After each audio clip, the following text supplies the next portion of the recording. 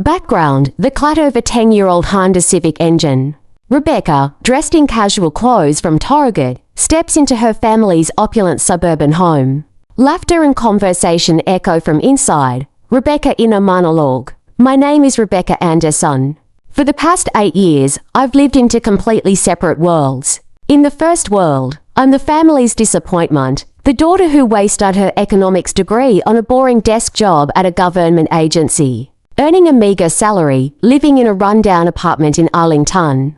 Every holiday, my parents look at me with pity, as if I'm a stain on this successful family. Scene in the dining room. The family is having dinner. Jennifer, Rebecca's older sister, is showing off her new handbag next to her husband, an orthopedic surgeon. Mother Eleanor, Rebecca, look at Jennifer. Her husband just bought her second Tesla Model X. She knows how to choose her partners. She knows how to rise above her circumstances. And you? If you keep clinging to that pile of government paperwork, when will you ever be able to afford even a wheel like your sisters? Jennifer smirking, in a fake tone. Come on, Mom, Rebecca prefers a quiet life. But Rebecca, if you need it, I can ask my husband to introduce you to some accountants at the clinic. Their income is definitely better than your administrative job. Marcus' younger brother, in a condescending tone. Accountants. I don't think Rebecca even understands complex investment portfolios. Let me show you some books on compound interest. After all, I just made $2.3 million from the IPO of a tech company. Rebecca smiling politely, bowing her head to eat. Thank you, everyone. I find life very good right now. Rebecca internal monologue. They have no idea that. In the second world, a world they have no right to touch, I am a senior partner at Meridian Capital Management, one of Washington, D.C.'s most exclusive investment funds. I manage a portfolio worth $847 million. My personal net worth exceeds $23 million. And the most ironic thing, for the past 8 years, it has been this failed daughter's money that has quietly fueled the entire lavish lifestyle they're so proud of. Asterisk flashback. Numbers scroll across the professional computer screen of the investment fund. Rebecca in a sophisticated, powerful suit. Rebecca internal monologue. It all started when I was 24, having just graduated with honors with a master's degree in financial economics from Georgetown. My starting salary at Meridian was $180,000. At the same time, my father's construction company was on the verge of bankruptcy due to the crisis, and my mother's design company was drowning in debt. I saved them, but I chose to remain anonymous through trusts and shell companies LLCs. I paid their mortgage at $3,200 a month for 76 months. I funded Marcus's full scholarship for his economics masters, the very degree he used to show off to me. When my father needed capital, I stood behind a mystery investor who injected $250,000 into his company. When my mother wanted to expand the showroom, I went through an anonymous sponsor supporting women entrepreneurs to get a check for $180,000 in total. I transferred $847,000 to them. Almost $1 million. I did this because I wanted them to love me for who I am, not for my wallet. I tested them with my feigned poverty, and I received bitterness in return. Asterisk scene at Jennifer's lavish birthday party. The cost reached $40,000, complete with ice sculptures and a white horse. Rebecca stands in the kitchen setting plates, eavesdropping on her parents' conversation in the living room. Father Arthur, Marcus and Jennifer are the pride of this family. They're always so thoughtful with their parties, always contributing generously to the family. Mother Eleanor, poor Rebecca. At 31, she's unmarried, homeless, and has no career. She always comes here empty-handed, never helping us a penny. She's so selfish and lacks ambition. The sound of a porcelain plate nearly falling from Rebecca's hand. Her eyes narrow. 8 years of suppressed anger erupts silently. Rebecca internal monologue. Not helping a penny. I've given them my whole life, and that's how they define me. That night, I didn't cry. I called Richard Chin, DC's top forensic auditor. I needed answers to the truth. And what he found made my blood run cold. Scene, audit office. Richard pushes a thick stack of documents over to Rebecca with a serious expression. Richard Chin, Rebecca, this isn't just a family dispute anymore. This is a federal crime. Your parents forged signatures, used your social security number to open for credit cards, accumulating $127,000 in debt. They used your anonymous deposits to pay the minimum interest, creating a perfect cycle of theft. Rebecca, voice trembling, but eyes sharp. What about Marcus and Jennifer? Richard, chin. Your genius younger brother borrowed your perfect 847 credit score to take out a $142,000 business loan. The company went bankrupt, and now the creditors are hunting you down. And her sister. She was a co-signer for a $780,000 loan to buy her villa, using forged documents. She just defaulted on the payments. Her assets are now seriously threatened. The total amount they defrauded her of by impersonating her is $1,049,000. Scene. Rebecca sits in her apartment, coldly signing legal documents with her lawyer. Sarah Martinez. Rebecca, Sarah, I want to stop all automatic money transfers. Dissolve all shell companies.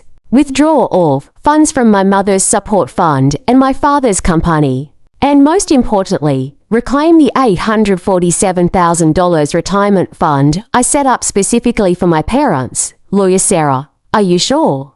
This will completely destroy your family within days. Rebecca, they destroyed me first. I'm just giving them back where they belong. 72 hours later. Rebecca's phone rings incessantly. The screen displays Mom. She puts it on speakerphone.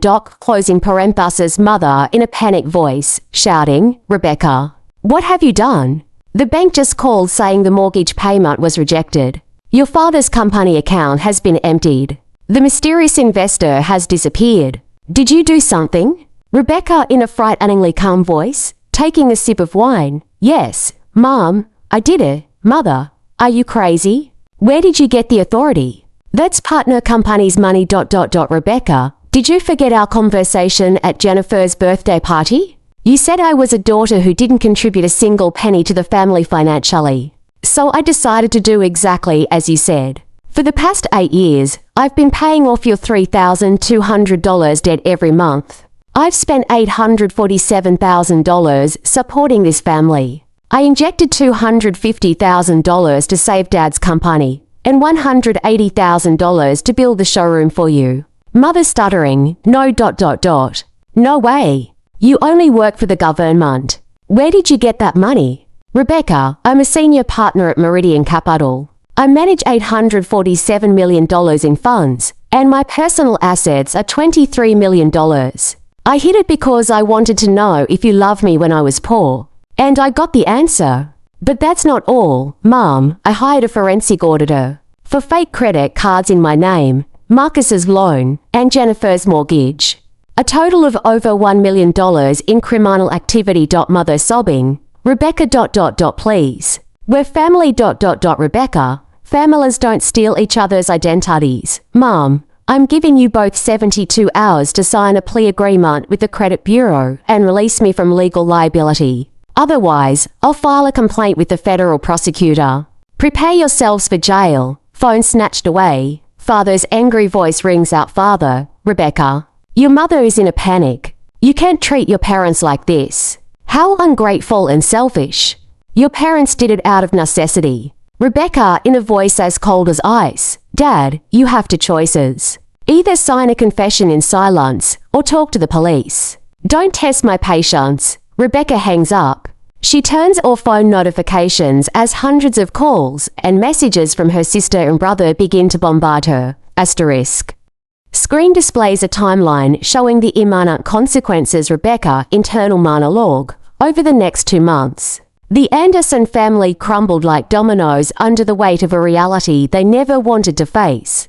My father's 23-year-old construction company declared bankruptcy. He had to sell off all his equipment to pay off debts and took a job at another company for $68,000 a year, a third of what he used to earn. My mother's showroom was seized. She had to return to working alone in a cramped rented room. Her income dropping from $140,000 to $60,000. They had to remortgage their house at exorbitant interest rates. Struggling to make ends meet. My arrogant younger brother, Marcus, was hounded by creditors because the loan in my name had been frozen. She called, begging me to help her parents. I coldly replied, you drive a Porsche, live in Georgetown. and make millions, right? Now it's your turn to support them, and hung up. July, Jennifer's marriage fell apart. The pressure from the $780,000 mortgage, no longer silently shouldered by me, led her husband to file for divorce. She left a resentful voicemail. I hope you're happy to see my life ruined. I brushed past it like a speck of dust, seen at the ultra-luxurious penthouse at the wharf. Overlooking the Potomac River, Rebecca steps onto the balcony, a glass of fine wine in hand. Below, in the basement, is a brand new Arctic Blue Tesla Model S. Rebecca in a monologue. 6 months have passed. I've been appointed managing partner, managing a portfolio that has skyrocketed to $1.2 billion.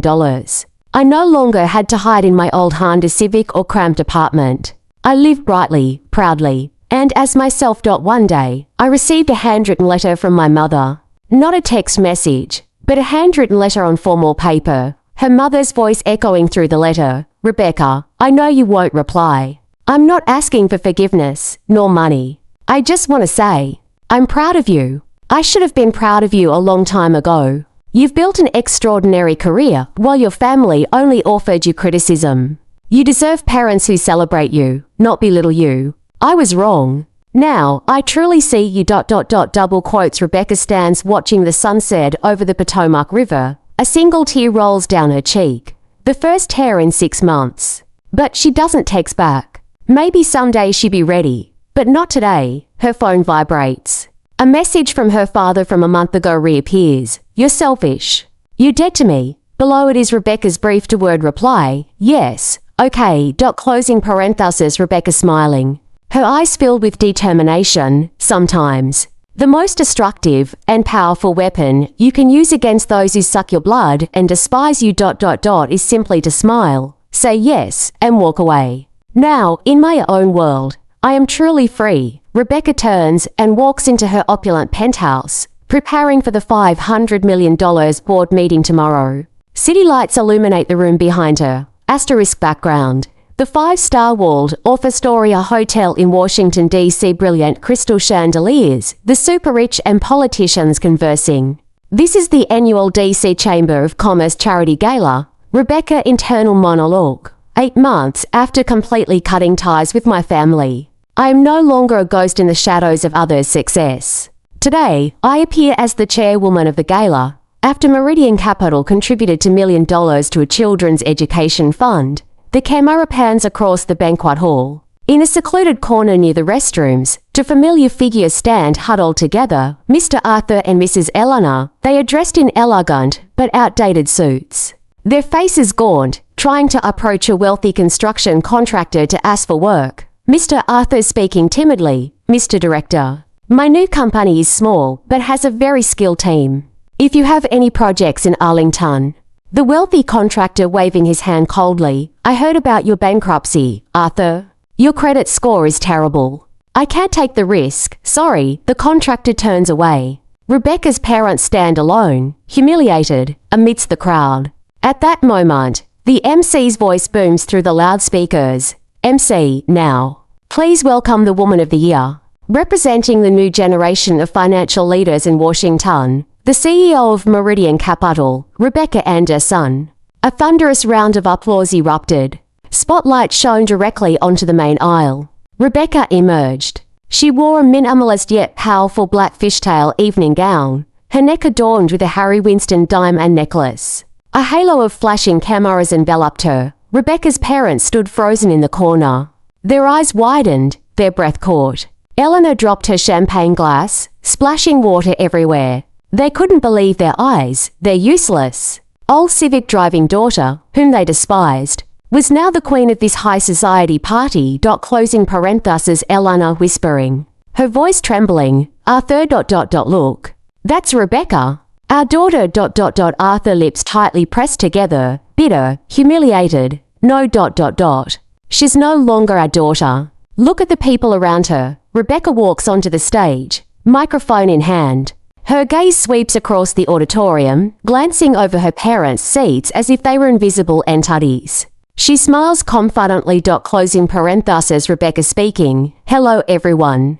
In the financial industry, we often talk about core values. There are assets that look magnificent on the outside, but are hollow and debt-ridden on the inside. Conversely, there are enduring values that choose to remain silent until the time is right. The biggest lesson I've learned this past year is, never lower your self-worth to please those who lack discernment. Let your success speak for itself. Applause erupts. Rebecca's parents, unable to bear the pressure, bow their heads, attempting to slip through the crowd to escape this humiliation. Asterisk outside the hotel. It's drizzling. Rebecca's Arctic Blue Tesla Model S pulls up to the lobby. Hotel staff hold an umbrella over her. Just then, Eleanor rushes out of the lobby, regardless of the rain. Eleanor shouting, tears mixing with the rain. Rebecca, please, stop for a moment.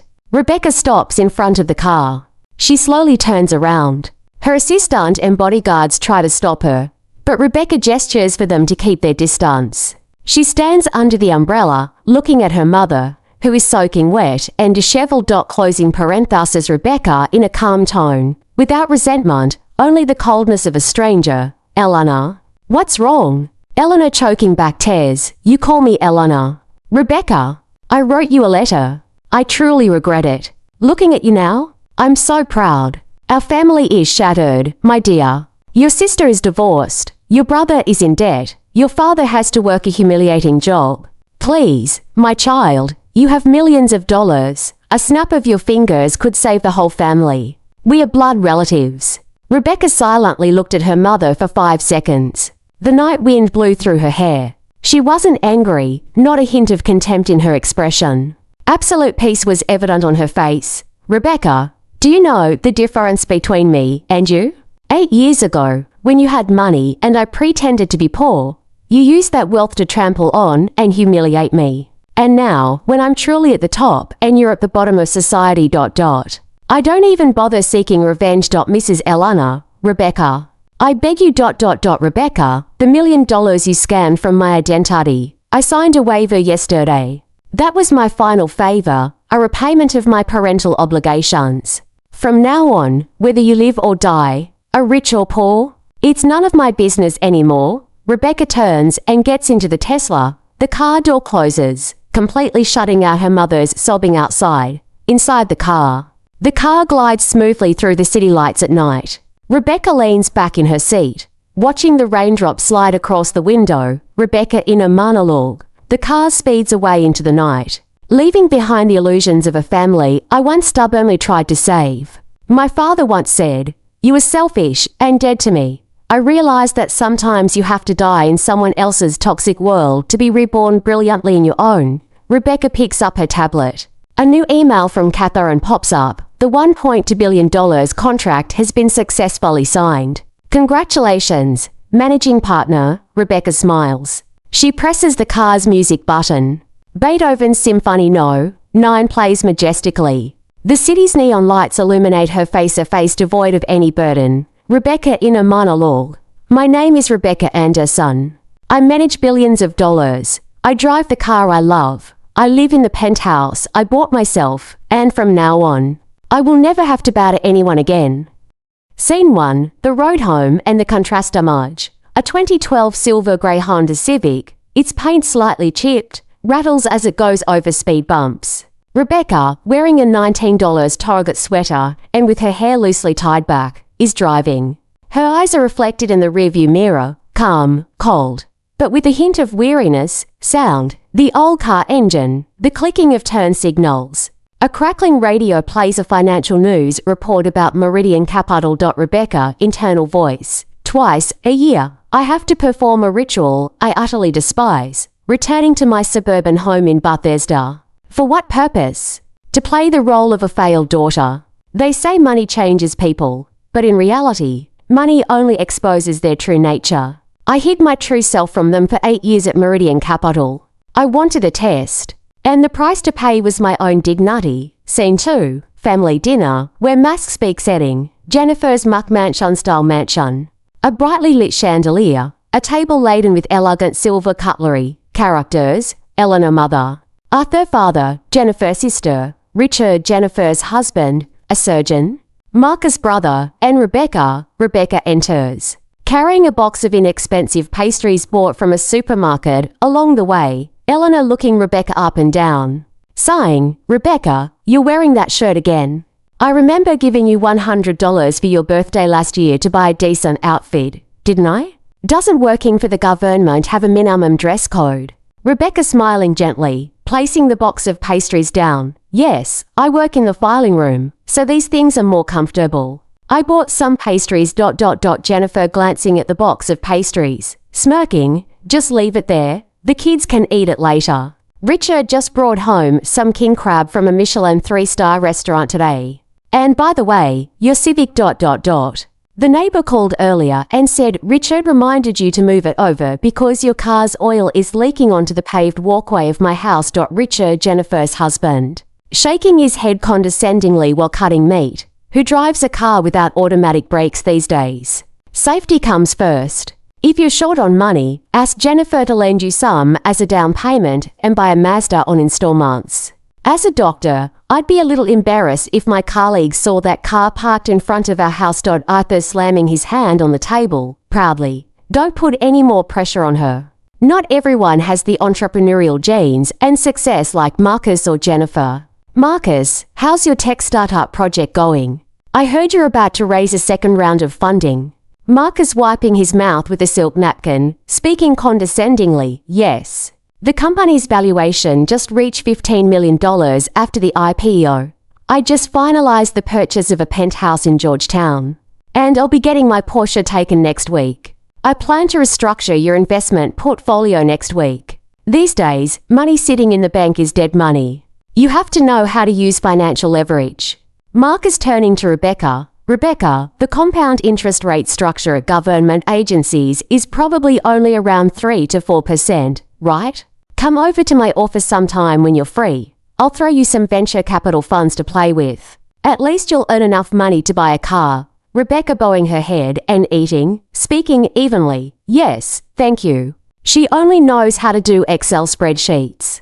Those other things are too advanced. She can't understand them. Scene 3. The truth behind the smile. Image. Rebecca steps out onto the balcony for some fresh air. Through the gap in the glass door, she sees Marcus secretly making a phone call. His face showing clear anxiety, sweat beading on his forehead. A stark contrast to his confident demeanor at the dinner table. Marcus whispering on the phone, I know. I'll get that $142,000 loan sorted out. Don't call this number again. I've found a guarantor with a good credit score. Just follow the paperwork. Rebecca internal monologue. Look at that. These people are trying to teach me about life, about finances. They're so proud of their outward glamour, unaware that the foundation beneath them is rotting. And the most ironic thing, I'm the one keeping that foundation from collapsing. Scene 1. Real life at Meridian setting. Monday morning. Meridian Capital Management Office in downtown DC. Glass walls overlooking the White House. Image. Rebecca steps out of the private elevator. She's wearing an $8,000 custom-made suit from Savile Row and Christian Louboutin heels. Staff bowing greeting. Good morning, Ms. Anderson, Catherine Chin CEO. Rebecca, the $400 million biotechnology merger filing is ready. The hotel is booked. The client will only sign in your presence. Rebecca speaking decisively, with a commanding tone. Check the tax clause in section for B for me. If they don't reduce the 2% management fee, tell them to find another fund.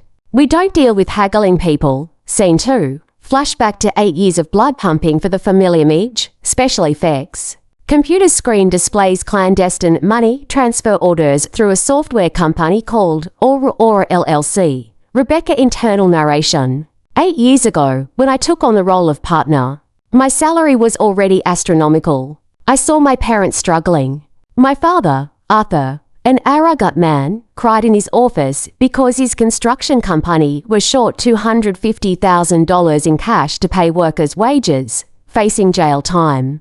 I could have given the money directly, but I knew my family's nature. If they knew I was rich, they would never leave me alone. They would turn me into an ATM and consider it their duty. Detail plot. I set up a fictitious investment fund. I hired a representative to play the role of a generous donor to pump $250,000 into my father's company in the form of non-voting shares. Next came my mother. My mother complained that her showroom was too small and that she was looked down upon by other ladies. I then spent $180,000 through a self-made Outstanding Entrepreneurial Woman Award to fund the entire renovation, even Jennifer's trip to Santorini. My mother boasted about winning VIP airline tickets. Winning? There's no such coincidence in the world without my Amex Centurion card number as the payment number. I gave them everything, and in return, I received loneliness and sarcastic remarks every holiday. Scene 1. The last straw of the lavish party setting. A lavish birthday party for Jennifer, the daughter of a wealthy family, in the garden of a mansion. The estimated cost is $40,000. The guests are all pretentious individuals. Image. Rebecca stands alone by the bar, holding a glass of water. She sees her mother socializing with middle-aged ladies. Mrs. Eleanor speaking loudly, intentionally for everyone to hear. Oh, my eldest daughter Jennifer just got promoted to head of nursing. And my younger son Marcus. Well, no need to mention, he's a self-made millionaire. My only headache is my second daughter, Rebecca. She's so quiet, slow-witted, and doesn't know how to socialize. During holidays, people bring gifts and money to their parents, but she brings a $15 box of cookies. Sometimes I feel so embarrassed in front of my friends. Ladies chiming in. Oh well, children are all different. Well, consider it like supporting a parasite. Eleanor, she said. Rebecca heard everything. Her face remained expressionless, but her hand gripping the glass of water trembled. She put the glass down, silently walked to her car, and drove straight back to her apartment. Scene 2. The appearance of Richard Chin, forensic auditor setting. Rebecca's dimly lit office at her home. Richard Chin walked in, placing a briefcase of documents on the desk. His face was ashen. Richard Chin, Rebecca. I've been in this industry for 20 years, handling hundreds of fraud cases involving large corporations. But what I found in your accounts, it's morally appalling. Rebecca, tell me, Richard. I can handle it. Richard Chin opening the documents, pointing to the electronic signatures. Your family doesn't just simply hate you. They're parasitizing your life. Look at this. In 2024, her parents stole her social security number, personal information, and passport while she was away on vacation. They opened for sham credit accounts in Rebecca Anderson's name. The total outstanding balance is currently $127,000. They used money from her anonymous fund to pay minimal interest to cover her tracks. Rebecca, with a cold gaze. Go on. Richard Chin. Your younger brother, Marcus. His self-made millionaire title is a farce. His startup company failed miserably. To fund his lifestyle, and by a Porsche, he forged his signature, using her 847 credit score to secure a $142,000 business loan. The loan is now overdue and going into default. Richard Chin sighs.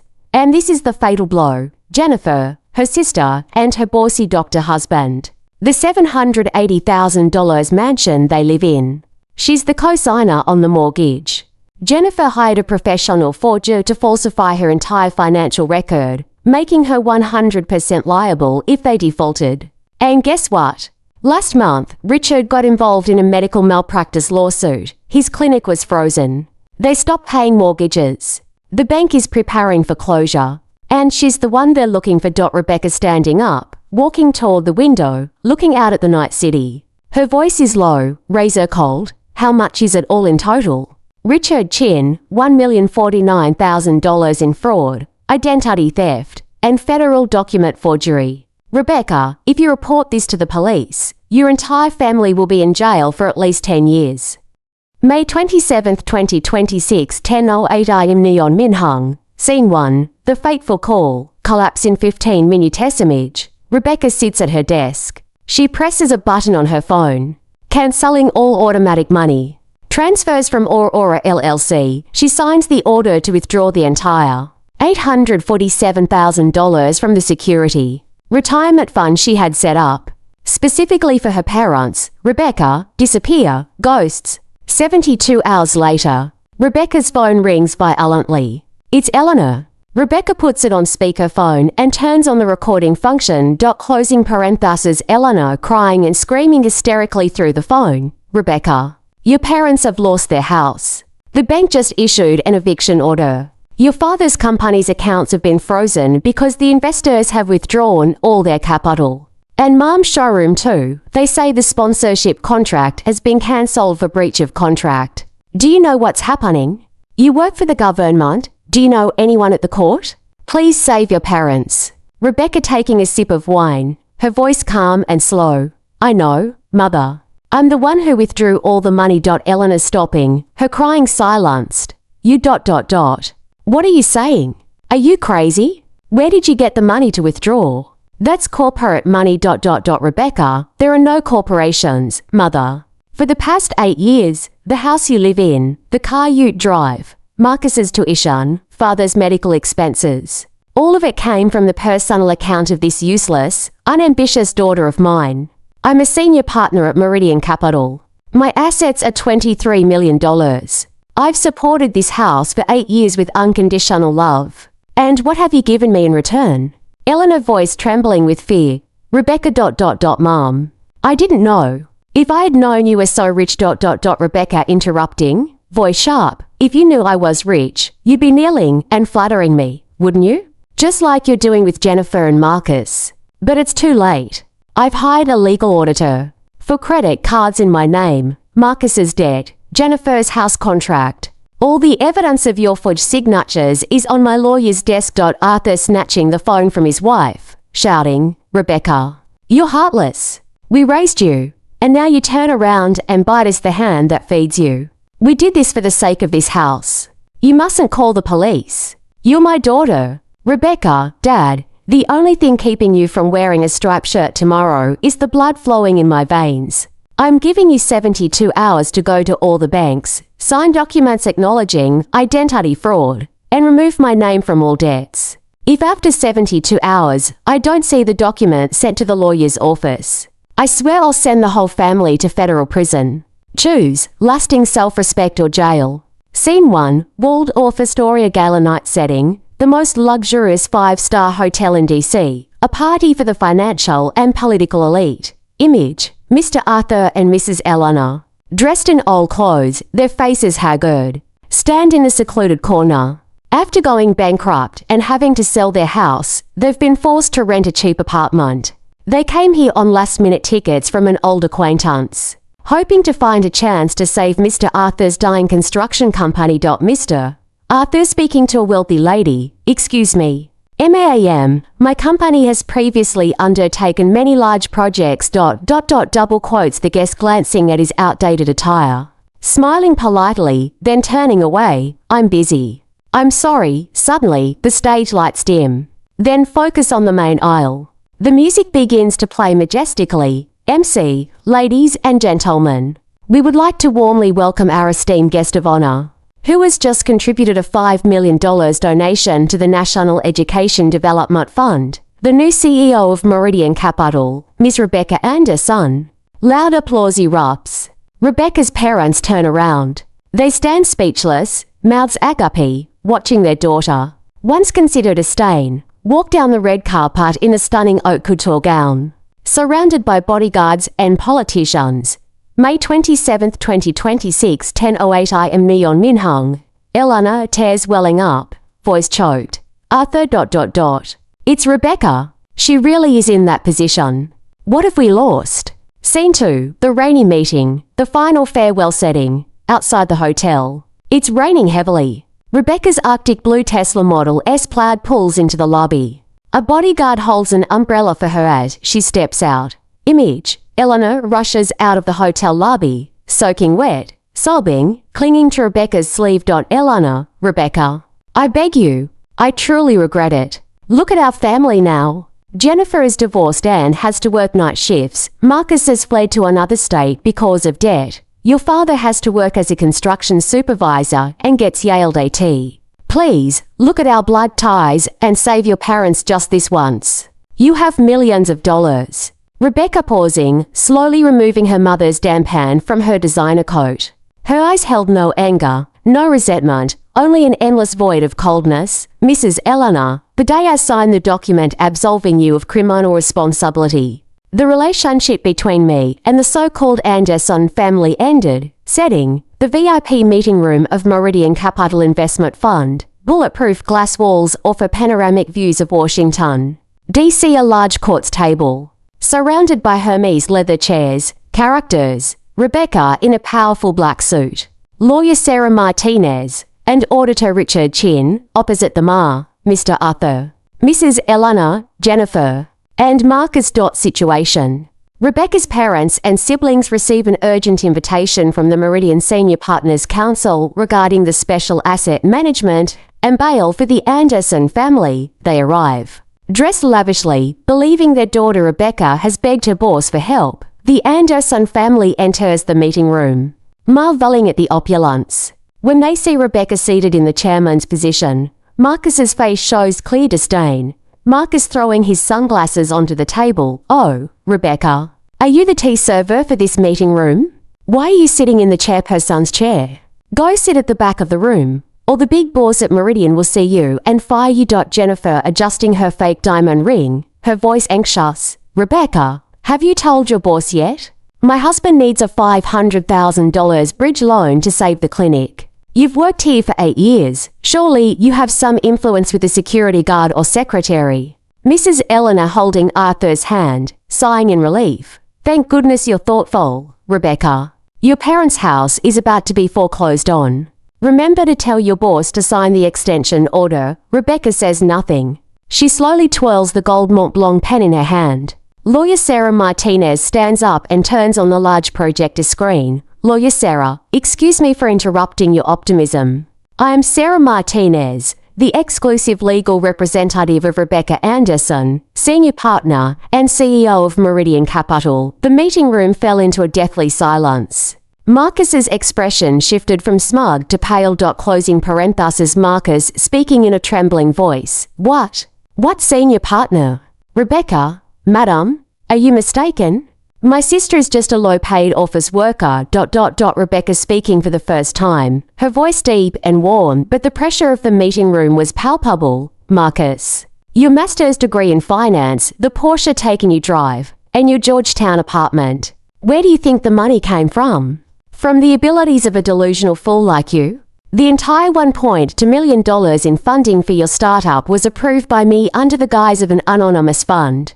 I created you. And today, I will destroy you." Image. Auditor Richard Chin pushes for thick stacks of files towards the people. Scanned documents containing Rebecca's signatures and social security number appear on the projector screen. May 27, 2026, 10:08 a.m. Neon Min Hung. Richard Chin. Look at the screen. Mr. Arthur. Ms. Eleanor, you two forged Rebecca's signature to open for sham credit accounts, siphoning off $127,000. You thought you were clever using Rebecca's anonymous funds to pay minimal interest. Mr. Arthur slamming his hand on the table, gasping for breath, his face flushed. You.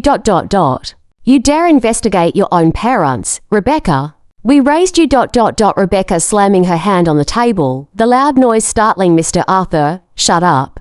You have no right to speak here. Do you think your construction company just survived the 2019 crisis? That's my $250,000. I gave you money so you could have a chance to be a good father, not so you could steal my identity. Rebecca turns to Jennifer, her eyes like two knives cutting through her sister's pride. Rebecca, and you, Jennifer, the perfect sister, mom's pride. Your $780,000 mansion in Bethesda. You hired someone to forge documents to make me a co-signer. Your husband got a commercial death sentence for medical malpractice, and you two have been avoiding mortgage payments for 3 months so the bank would fine me, right? Jennifer bursting into tears, clinging to her husband's hand. Rebecca, I didn't mean to. Richard said my credit score was 847, and if my name was on it, the interest rate would be lower. I was planning to remove my name next month. Rebecca, lower interest rate. You used my honor and possessions to save a few pennies for your false pride, so you could have money to go to Santorini to take photos for Instagram, and then come home and look at me like a pile of garbage. Marcus.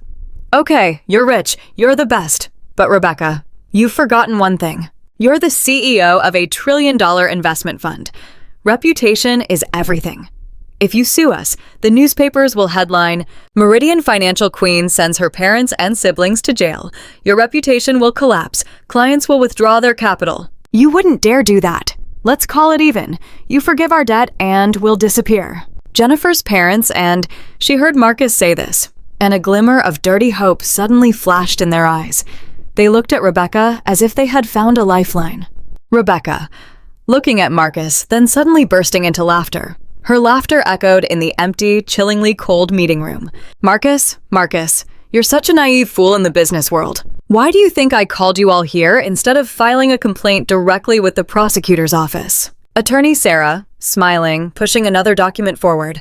Mr. Marcus, 20 minutes ago, when you walked through the Meridian building and signed the family financial representative confirmation at the reception desk to receive the documents, you signed a non-disclosure agreement, NDA, with a special clause. The entire conversation in this room is being legally recorded. Rebecca, I transferred your entire $1,049,000 bad debt into a subsidiary fund under my complete control. In other words, I am now your sole creditor, no longer connected to any bank or third party. I don't need to sue you in court to tarnish my reputation. I will use the laws of the financial world to collect the debt from you to the last drop of blood. All four women's faces turned deathly pale. Eleanor collapsed to her knees on the quartz floor, crawling toward Rebecca's chair. Eleanor, crying hysterically, clinging to Rebecca's shoes. Rebecca, I beg you, I was wrong. Your parents are old and can't go to jail, nor can we live on the streets. You have $23 million. What is that to you? Rebecca, slowly standing up, stepping back to avoid her mother's hand, her eyes cold as if looking at a stranger. When you mocked me for driving an old car, you didn't think of motherly love. When you forged my signature to send me to jail, you didn't think of me as your daughter. My money was earned by working tirelessly from 6 a.m. to 8 p.m., not to support a bunch of traitors. Rebecca, turning to the lawyer. Sarah, proceed with the foreclosure process. Seize Marcus's Porsche, seal Jennifer's mansion, confiscate Eleanor's showroom. Give them 24 hours to move out. Rebecca gathers her documents and walks straight towards the meeting room door. Behind her are the cries and desperate curses of Arthur, the pleas of Jennifer, and the complete breakdown of Marcus. Image: a series of slow-motion, wordless montage shots, accompanied only by the melancholic, lonely sound of a cello. Scene 1. Marcus's Porsche Taycan is towed away by a crane right in front of his old company's office, which has a bankruptcy sign. Marcus stands on the sidewalk, his hair disheveled, his head buried in his knees, sobbing as creditors surround him, shouting insults. Scene 2. Jennifer watches as bank employees seal the door of their Bethesda mansion. Her doctor husband, Richard, throws his suitcase into the yard and drives away in his car with another woman. Jennifer sits slumped on the steps with her young daughter, surrounded by a chaotic pile of belongings drenched in rain. Scene 3. Arthur and Eleanor move into a cramped, dilapidated apartment in the far suburbs. Arthur, once a powerful figure, now wears a worn-out work jacket and stands in line in the rain waiting for the bus to his night shift at a construction site as a low-level supervisor. Eleanor sat in the small kitchen, staring blankly at the $15 box of pastries she'd bought at the supermarket. The exact same box Rebecca had brought home and which she'd thrown in the trash years ago. Setting: a dreary autumn afternoon in Washington, D.C. A humble roadside cafe in Arlington, where, 8 years ago, Rebecca used to sit and eat her $4 sandwich before her imaginary shift at the government agency. Character: Rebecca, wearing a minimalist dark beige cashmere coat, no jewelry, exuding quiet luxury. Sitting opposite her is Jennifer, her older sister, now without makeup, wearing a faded nurse's uniform, her hands rough and thin. Jennifer pushes a small wooden box across the table. Her voice is hoarse, devoid of any of her former arrogance. Jennifer, this is all I have left. My wedding ring, grandma's earrings, and $5,000. I worked 16 hours a day at the hospital for the past 6 months to save it. I know, it's not even a fraction of the money I scammed you out of, but I want to pay. Not to beg for your forgiveness, but so I can look into my daughter's eyes every night. Rebecca, looking at the box, not touching it, her voice calm like a still lake. Keep it and raise your child, Jennifer. I wrote off that debt on the fund's books last month. Jennifer, looking up, tears streaming down her face. Why? Why did you do that? You'd better sue me. You'd better send me to jail like you threatened. Why did you let us off so easily after what we did to you? Rebecca, tilting her head, her gaze deep and penetrating Jennifer's heart. Jennifer, don't you understand yet? The greatest sentence isn't prison. Prison only confines the body. The greatest sentence I have for you is to make you live the rest of your lives in sobriety. Rebecca, continuing, each word like a dagger. Every morning when you wake up in your cramped rented house, every time you have to count every penny to buy milk for your child, every time your parents have to toil for others their own age, you will remember that you once had a daughter, a sister who was willing to give you millions of dollars, willing to protect you for life with unconditional love. But you threw it away with your own hands, betrayed it with your own hands because of your arrogance and greed. Rebecca, standing up, putting on sunglasses. I'm not seeking revenge. The realities of life will do that for me. Every day you struggle, you will have to gnaw at the regret that I should have had a different life. That's the real hell. Rebecca turns and walks away, leaving Jennifer sitting alone, sobbing uncontrollably in the empty cafe. Setting. Sunset descends upon Rebecca's penthouse at the wharf. The entire Potomac River is bathed in a brilliant, fiery red-yellow hue. Image. Rebecca stands close to the reinforced glass balcony. The wind blows strongly, her coat billowing. She holds her phone. A new email from her mother has arrived. Subject: Mother's last letter. Eleanor's voice is heard through internal monologue, but the image shows her sitting in a dark room, writing a letter under the flickering light of a fluorescent lamp. Eleanor's voice. Rebecca, your parents signed the papers to sell our last piece of land in the countryside to pay off our debts. Today, while sorting through old papers, I found a small notebook from 10 years ago. In it, you carefully wrote, "My goal? To make lots of money so Dad doesn't have to stay up all night at the construction site, so Mom can have the biggest showroom in DC. It turns out, you've always loved me in the greatest way, while I chose the cruelest way to treat you. I don't deserve to be your mother. I'm not begging you to come back. I'm only begging you to live happily, in your own brilliant world, where there's no more of our toxicity. Goodbye, my only pride." Rebecca finished writing the letter. A single tear fell onto the screen. She took a deep breath, feeling the salty sea breeze and the serenity in her soul. She wasn't crying out of grief. She was crying for the innocent 24-year-old Rebecca of the past who had completed her mission. Rebecca pressed and held Mom in her contacts, selected unblock, then permanently deleted the phone number. She erased all call history from her family. Her phone was now completely clean. Rebecca, internal monologue. I used to think the most perfect revenge was seeing them suffer. But today, standing here, I realize I was wrong. The ultimate revenge a person can have is forgetting. It's when they are no longer able to hurt you, no longer have the right to appear in your mind, and you look at them like a stranger passing by on the street. Rebecca's phone chimed. It was a message from Catherine Chin. Board meeting over. The Japanese strategic partners have agreed to raise the fund to $2 billion. They want to have dinner with you at a restaurant to celebrate. Rebecca smiled, a radiant, proud smile of a woman holding her own destiny in her hands. She turned back inside, grabbed her Tesla keys, and walked towards the door.